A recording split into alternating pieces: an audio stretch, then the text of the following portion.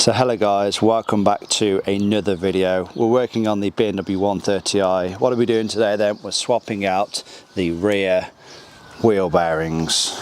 Now why are we swapping out the rear wheel bearings on this car? So in the previous video we took this thing for a drive. We noticed we had a whirring noise. It seemed like it was from the rear of the car, from the rear right. Jacked the car up and we noticed that we have quite a bit of movement and there is an audible knock. Now it seems like the wheel is loose on the hub, but I have checked the wheel bolts, they're all tight. I think this is just a collapsed wheel bearing. So yeah, in this video I'm going to be showing you exactly how to swap out the rear wheel bearings on a BMW 1 Series and 3 Series of the same generation. So that should be a BMW E81, E82, E87, E88, BMW E90, E91, E92 and E93. The setup should be the exact same. Now before we get into things, do me a massive favour, give this video a like, it really does help me out and it shows your appreciation. Now then, let's get cracking. So of course you want to make sure the rear of the car is in the air. You know, make sure you use jack stands and a jack as well to support the car. Let's get the wheel off.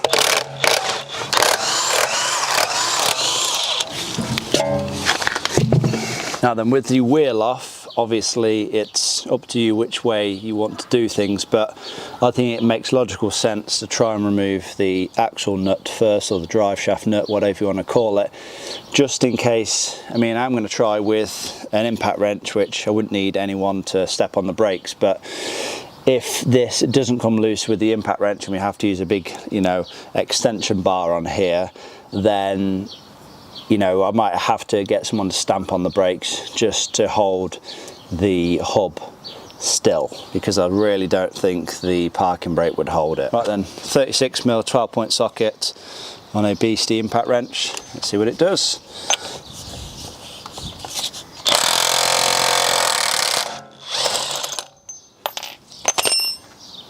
Piece of cake. This is why if you work on your own cars, you need a beastie impact wrench. If you want to get one of these, by the way, and any tools that I use, they are always linked in the description box below. Now let's say for example this nut is so rusty, like there's not really much left of it, and you put a socket on it and it just rounds off. In that case, obviously you have a few different options. You can try and cut it, which is probably what I would do. Obviously if you do cut this off, you want to make sure you don't damage the end of your drive shaft. You could try and use a chisel to try and knock it round.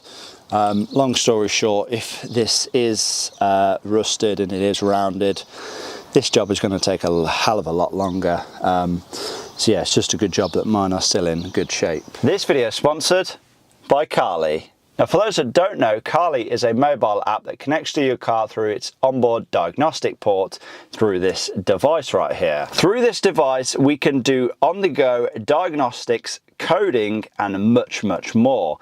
Let's get this thing hooked up and let's see what it's all about. So very easy to connect. All we need to do is locate your car's OBD port. We can get the Carly device, plug it in. As you can see, it has lit up. You need to ensure that the ignition is in the on position. Okay, let's get connected up. So click connect.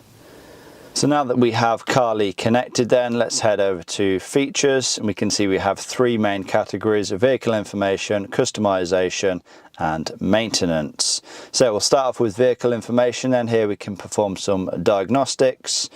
We can check for any fault codes, which we'll do right now. And after the car has completed a quick scan, we can see we have 6 outstanding issues. We can of course clear these issues, but the likelihood is that many of them will come back. So to help us diagnose the issues, we can go back into the fault code, select Smart Mechanic, and from there we will be provided with some help on how to identify the issue. We can also access the engine live data, where we can access some live engine parameters such as oil temperature, RPM and turbocharger pressure. Now let's head to customization, where we can unlock and code some hidden features that the car has to offer. So as we can see then, here are all of the modules with some coding possibilities. So I know one that I want to code in straight away, which is in the combi, and that is the digital speedometer. So I'm going to make sure that is on. That's it for now, so we'll click code now. And because the voltage is below 12.5 volts, we'll just switch the engine on. Coding was successful. And there we go. As you can see, we now have a digital speedo coded. Okay, so now let's go into the maintenance section. So as we can see here, we have maintenance, which is where we can read and reset all of the service-based data. We have battery, so we can check our battery's health and register or code a new battery. We have DPF, where we can request a DPF regen. Engine adaptations, where we can reset any of the engine adaptations, and quite a few other nice features as well.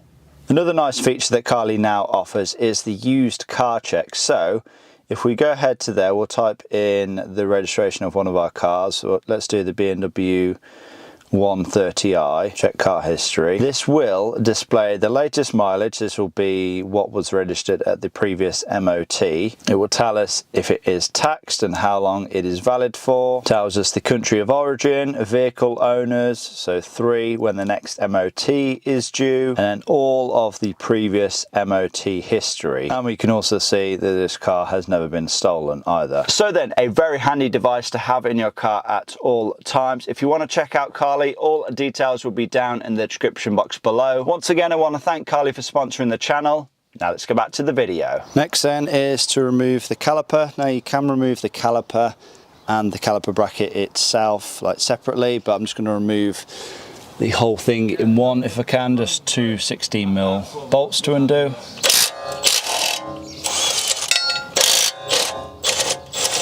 There we are, that's both bolts removed. Now I should be able to remove the entire caliper and bracket as one piece, just to save us some time and hassle. I'm just going to hang the caliper up from anywhere really, from one of these control arms. Handy to get yourself some of these hooks. They're literally dirt cheap, just so your caliper isn't hanging by the brake hose. And now we can get the brake disc itself removed. It should be a 6mm Allen.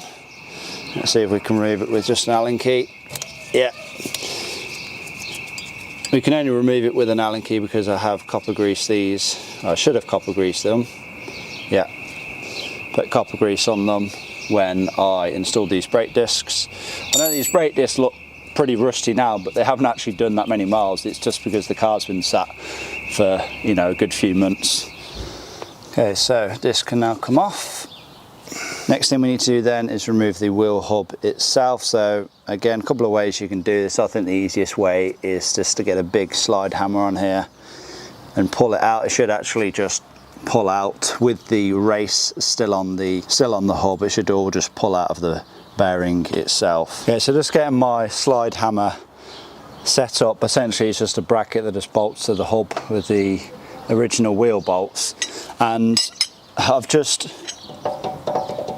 like, you can actually just move the hub forwards and backwards. I don't think it's going to take a lot for this hub to pull out of this bearing. I think the bearing is well and truly destroyed. So we'll just wind our slide hammer in place. I'm going to get a piece of rag that I can wrap around this because this is just steel. It does quite hurt your hand, putting a lot of force against it. So if I wrap something around it, I can use that as more leverage.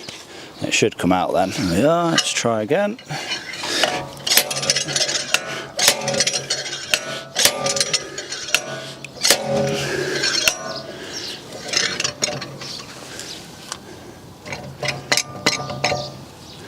I think it has moved.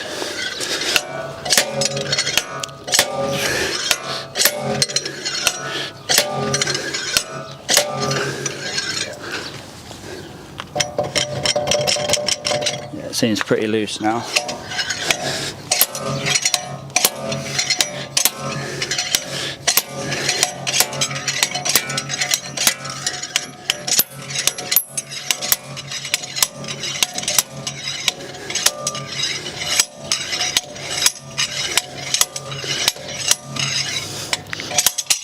we are. Whew. So, as you can see, that's the hub removed. We'll have to get that race removed from there as well. I can give this a good clean up. If you are in here doing the wheel bearings, it's not a bad idea to also do the parking brake shoe setup. As you can see, this is all like brand new. I only done this well when I swapped out the brakes really, so yeah, no need to touch any of this. But next we need to work on getting the bearing removed. So first of all, there is a circlip in here, so we'll get that removed. So just find some suitable circlip pliers, and when you are removing this circlip, well, any circlip I suppose in general, it's a good idea to wear some goggles, because if this thing hits you in the eye, you'll have no eye left. We finally got the circlip removed. This is a beastly circlip, this is. I don't think these circlip pliers are really up to it. You could probably do with some like 10-inch ones. These are only 7-inch ones, but basically you just leave it out in the end. But yeah, the bearings should now be ready to come out, but obviously we need to get the drive shaft out of the way, so I'm going to unbolt that from the diff. It should be a bunch of E-Torx bolts, so I'll get them removed, get the drive shaft out, and I have a tool to extract the bearing from the hub right here. Okay, so all 6 E14 bolts removed from the drive shaft into the diff. I should be able to pull the drive shaft out now.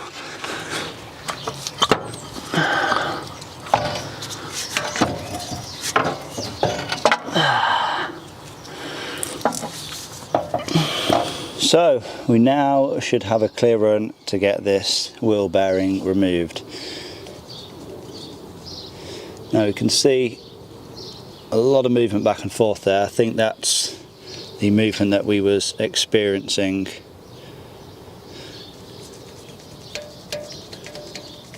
making the same knocking noise as it was before. So yeah, right, let's get this wheel bearing out anyway. Okay, so the tool I'm going to use to remove the original wheel bearing is a homemade tool. Now this is made from my dad. It should do the job.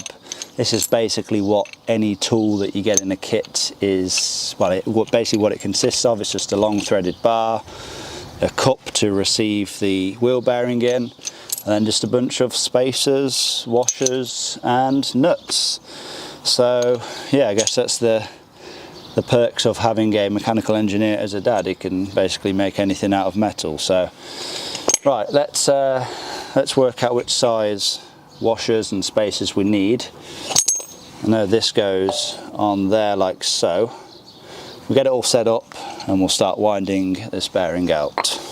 So I think this is the setup that I'm going with. So we have the correct size spacer, which just fits inside of the axle, but is, you know, is basically the perfect size for the wheel bearing, the outer edge of it. So this will go on the back with a spacer, a washer and a nut. This will then go on the front, and again we'll install a couple of washers and a nut, and we just need a spanner or wrench to hold the back nut in place while we rotate this one clockwise, and it should extract the bearing then, or at least that's the theory anyway. Okay, so pretty confident I have everything set up. Let's see how we get on.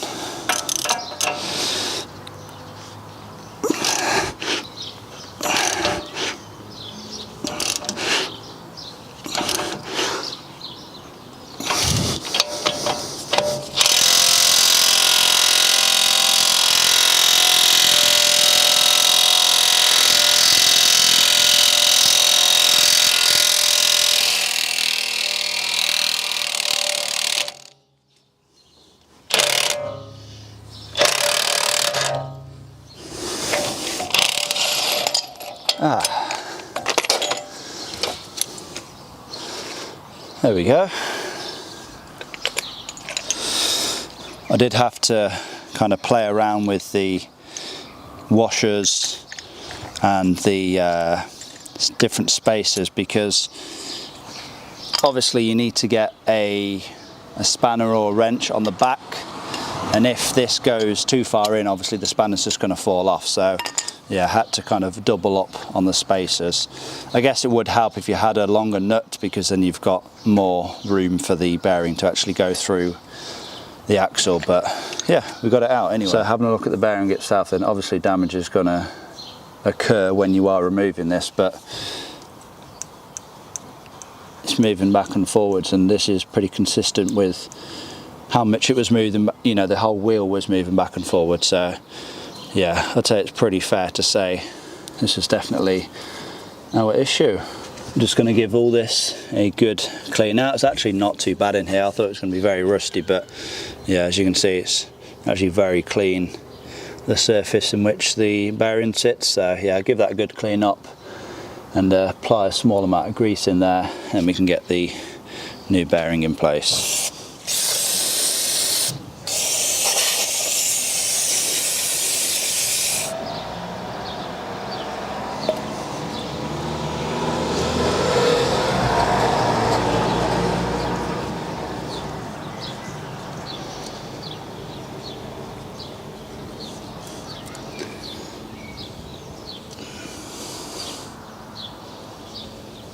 Now then, when it comes to the installation of the new bearing, it should be much simpler. So of course we don't need a cup to receive the bearing, because the hub, the axle that acts as the cup, essentially, obviously the bearing is going inside of that. Obviously make sure you have the bearing the correct way around. The ABS ring has to go on the inside, because that makes contact with the ABS sensor. So it goes in like that. You want a suitable spacer or washer that makes contact only with the outside of the bearing. You don't want to make contact with this on the inside, because you're just going to put stress on the bearing itself, and yeah, it can lead to premature failure. So this washer right here sits on the very outside lip of the bearing assembly, and then on the other end, of course you just want a space that is bigger than this here, just so it has something to push against. Again, nut and a washer on the back, and they'll be the exact same on the front. Wind this in and it should push the bearing into place.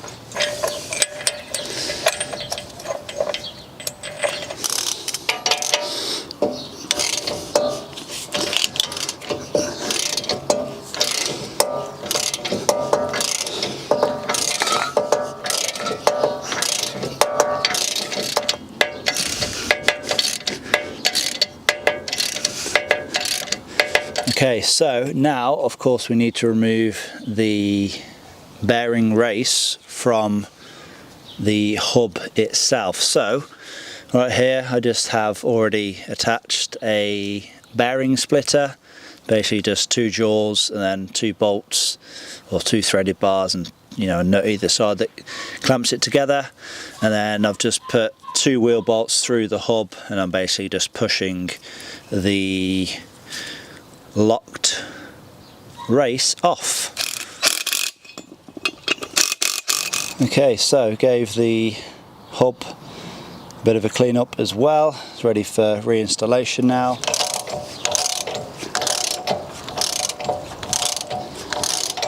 Yep, looks like it's going in nicely.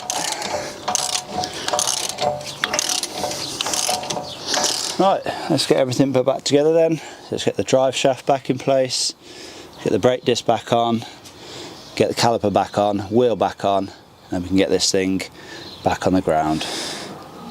Okay, so as you can see, everything now built back up, brake disc back on, caliper back on, of course, drive shaft back up. I've torqued down the drive shaft bolts to the differential.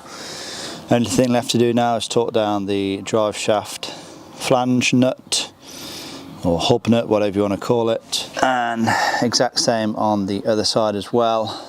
all I need to do is just torque down that nut. On second thoughts, I don't think I am going to be able to torque down that nut, because this nut, believe it or not, has to be torqued down to 420 Newton meters, which I think is 310 foot-pounds. And my torque wrench only goes up to 210 Newton meters. So looks like it's just going to be a case of getting the big impact wrench on there, giving it a few ugga-duggers, and securing the nut in place.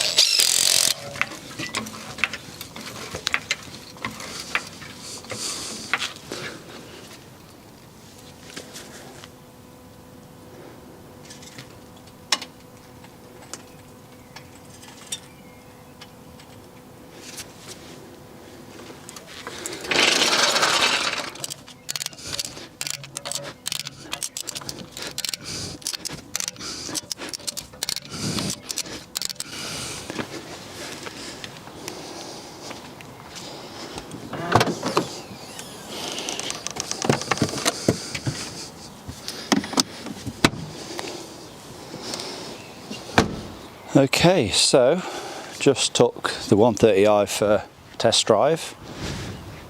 Job done, no more whirring noise. So yeah, pretty confident it was that right side rear wheel bearing. And I was kind of definitely not looking forward to this job, but to be honest, it wasn't too bad. I mean, it's definitely easier in the cars where you can literally just unbolt and then bolt on the new wheel bearing. But yeah, it takes a little bit more time doing this, and it takes a little bit of knowing which spacer and which plate to have where, so that you don't destroy the bearing when installing it and when installing the hub as well. But yeah, we got it done anyway. I mean, get the two bearings done in what, half a day isn't too bad, to be honest. But yeah, I want to thank you all for watching anyway. Remember to give this video a like, leave a comment down below, subscribe if you have not already done so. I'll see you all in the next one.